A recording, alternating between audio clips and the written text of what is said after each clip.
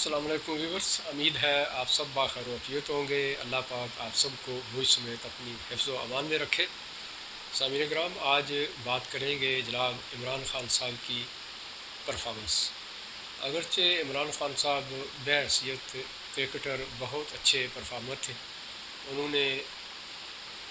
پاکستان کو ایک world cup جیت کے دیا۔ بینگ اے کیپٹن وہ بہت اچھے پلانر تھے اور بڑی اچھی ٹیکٹس یوز کیا کرتے تھے۔ شاید اسی وجہ سے ہم عمران خان صاحب کو لائک بھی کرتے تھے، لیکن ہوا یہ کہ عمران خان صاحب نے کرکٹ کی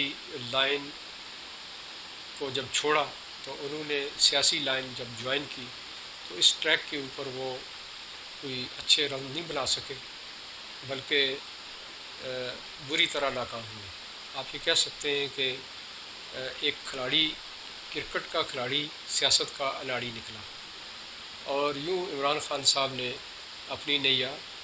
خود ہی اپنے ہاتھوں ڈبو دی۔ لیکن کہتے ہیں کہ اچھا کیپٹن وہ ہوتا ہے کہ جو غلطی سے سیکھتا ہے۔ اگرچہ عمران خان صاحب کا یہ مائنڈ سیٹ نہیں ہے، وہ یہ کہتے ہیں کہ میں ہار مانتا ہی نہیں ہوں، لیکن اللہ نے اس بار انہیں یہ موقع دیا ہے اور یہ منوایا ہے اللہ کی ذات نے کہ مسٹر، تمہارے ہار ماننے سے کچھ نہیں ہوتا، جب میں ہرانا چاہوں تو ہرا سکتا ہوں۔ اور دوسری بات یہ کہ ہمیشہ ہار سے ہی لوگ سیکھتے ہیں۔ تو اس بار یہ لگا کہ عمران خان صاحب جب ڈی ٹریک ہو گئے تھے، اب نئے سرے سے جب انہوں نے یہ اننگ شروع کی ہے تو اس اننگ میں جان لگتی ہے۔ اب وہ جس طریقے سے کھیل رہے ہیں، لگتا یہ ہے کہ وہ اس بار کامیاب ہو جائیں گے۔ اس کی بڑی وجہ یہ ہے کہ جس طریقے سے وہ گئے، اور تحریک عدم اعتماد یعنی یہ ایک بہت بڑا داغ ہوتا ہے انسان کے اوپر کہ میرے ساتھی مجھ پر اعتماد نہیں کر رہے۔ اگر سوچا جائے تو یہ کوئی چھوٹی بات نہیں ہوتی ہے کہ آپ کے رفقا، آپ کے ساتھی جن کے ساتھ آپ نے وقت گزارا اور آپ انہیں لیڈ کر رہے تھے، اور آپ کی غلط کاموں کی وجہ سے، آپ کی غلط پالیسیوں کی وجہ سے وہ آپ کو ریجیکٹ کر کے دوسری طرف چلے گئے، یہ ایک داغ ہوتا ہے بہت بڑا۔ لیکن عمران خان صاحب نے کمال مہارت کے ساتھ اس داغ کو دھویا ہے۔ وہ اس طریقے سے دھویا ہے کہ اول تو انہوں نے اس کو، ان میں وہ سینس ہی نہیں ہے وہ کہ اس کو لیتے اپنے آپ پر۔ دوسری بات یہ تھی کہ انہوں نے اس کو یہ کیا ہے کہ اب جو اننگز انہوں نے شروع کی ہے وہ بڑی سوچ سمجھ کر شروع کی ہوئی ہے۔ انہوں نے فوراً اس کام کے بعد ملک گیر احتجاج شروع کر دیا، اور جمہوریت میں پاور لوگ ہوتے ہیں، انہوں نے ایک بار پھر اپنے لوگوں کو اکٹھا کیا، اپنے فالوورز کو اکٹھا کیا، ان سے عہد و پیمان کیے، اور یوں انہیں یقین ہو گیا کہ اب میرے ساتھ ہے، میں جو چاہے وہ کر سکتا ہوں۔ انہوں نے، آپ نے دیکھا کہ عدالتوں کو بھی للکارا، اور اس للکار کا یہ نتیجہ آج آپ سب کے سامنے آیا کہ فارن فنڈنگ کیس جو پچھلے 8 سال سے چلا آ رہا تھا، اور عمران خان صاحب مختلف قسم کی ٹیکٹس استعمال کر رہے تھے، کبھی اس پہ اسٹے لیتے تھے، کبھی کچھ کہتے تھے، کبھی کچھ کہتے تھے، کبھی وکیل بدلتے تھے، یعنی کوئی ایسا حربہ تھا نہیں جو انہوں نے استعمال نہیں کیا۔ اور یوں انتہائی مہارت کے ساتھ دو حکومتیں، ایک کے پی کے کی حکومت 5 سال کی، اور یوں 3.25 سال کی یہ حکومت فیڈرل گورنمنٹ کی، انہوں نے انجوائے کی۔ اگرچہ اس کیس کو دیکھیں، اور اس کو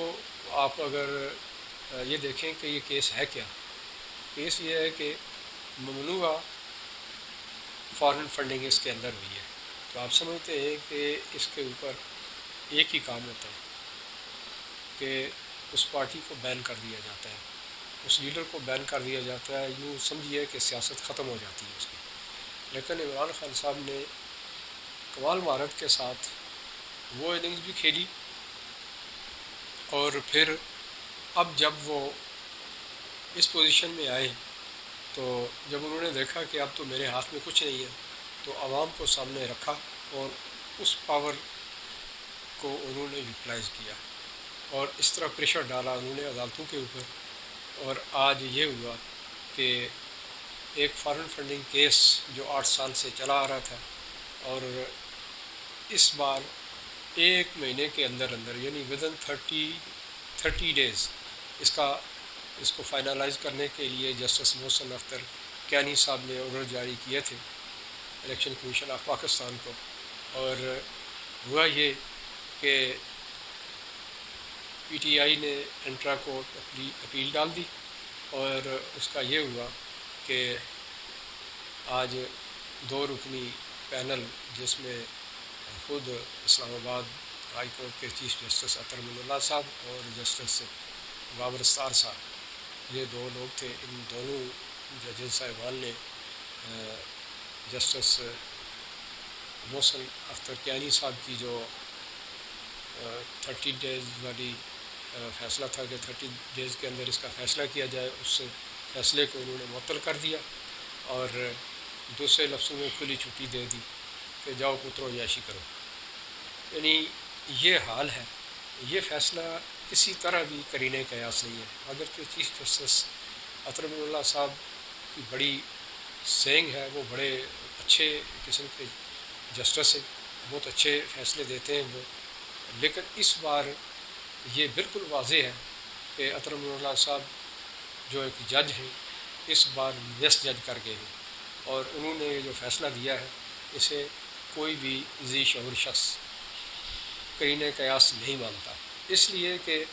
اگر پی ٹی آئی نے یہ کہا تھا کہ ہمارے ساتھ ان لوگوں کو بھی سنا جائے، دیگر 17 پارٹیوں کو بھی، تو جسٹس جو ہوتا ہے وہ ایکسپلائٹ نہیں ہوتا، وہ یہ سمجھتا ہے کہ جب 17 لوگوں کو میں سنوں گا، 8 سال پہلے اس کیس کے اوپر لگ گئے ہیں، تو کیا وہ بچے ہیں؟ وہ بھی تو کچھ ٹیکٹس استعمال کریں گے، نتیجہ یہ نکلے گا کہ ساری زندگی یہ کیس چلتا رہے گا۔ تو یہ جسٹس جو ہوتے ہیں ان کا یہ کام ہے کہ وہ جتنا جلدی کیسز کو نپٹائیں، لیکن یہ الٹا قسم کا معاملہ ہوا ہے اس بار کہ خود عدالت اس کیس میں ڈھیل دے رہی ہے، ڈیل نہیں سمجھیے گا، ڈھیل دے رہی ہے، یہ ڈھیل دی گئی ہے۔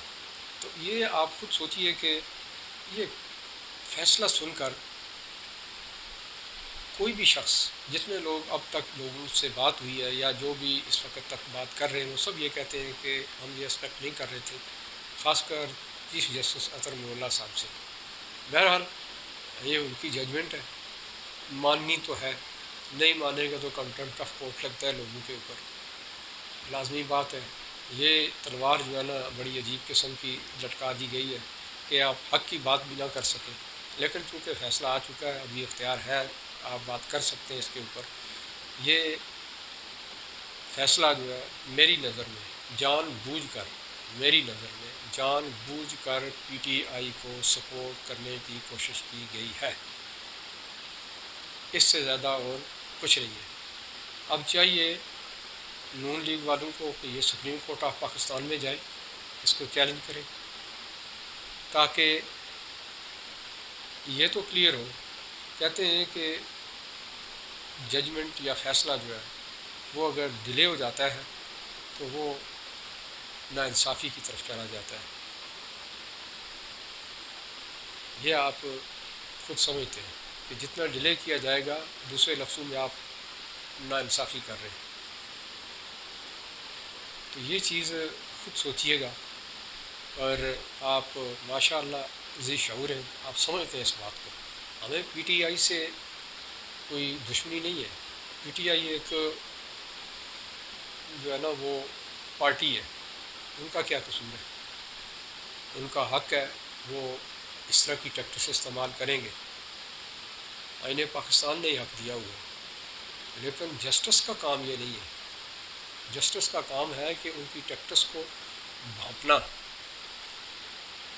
کہ آپ خود سوچئے کہ یہی کیس، اسی کیس کا فیصلہ آج سے 10 سال بعد ہوتا ہے، 4 سال بعد ہوتا ہے، 8 سال یہ چلے گئے، وہ جو 2 حکومتیں ان لوگوں نے انجوائے کیے، جو مراد جو اسٹیٹ کا پیسہ تباہ و برباد ہوا، آپ خود سوچئے اس کے اوپر کتنے لوگ بیچ میں انوالو ہوئے ہوں گے، کیا کچھ ہوا ہوگا، اس کا خمیازہ کون بھگتے گا، یہ خسارہ کون پورا کرے گا؟ یہ بہت ہی گمبھیر قسم کا مسئلہ ہے، اور اس کیس کو جتنا جلدی چاہیے تھا نپٹا دینا چاہیے تھا، لیکن چونکہ سیاست ہے، عدالتی نظام ہمارا اسی لیے شاید دنیا کے آخری نمبرات میں شمار کیا جاتا ہے، تو یہ کچھ سچویشن بنی ہوئی ہے۔ ادھر یہ کہا جا رہا ہے کہ جسٹس اطہر من اللہ صاحب جو ہے وہ آن ایئر کر رہے ہیں اس سسٹم کو، تو اگر یہ سچویشن سامنے آنی ہے تو اس سے بہتر ہے کہ اور جگ ہنسائی نہ کروائی جائے۔ سامنے محترم، آج کا ویلاگ اتنا ہی۔ اس کیس کے اوپر میں چونکہ وکیل نہیں ہوں، لیکن اتنا ضرور کہتا ہوں کہ یہ فیصلہ انصاف کے تقاضے پورے نہیں کر رہا۔ اسی کے ساتھ ہی مجھے اجازت دیجیے۔ اللہ حافظ۔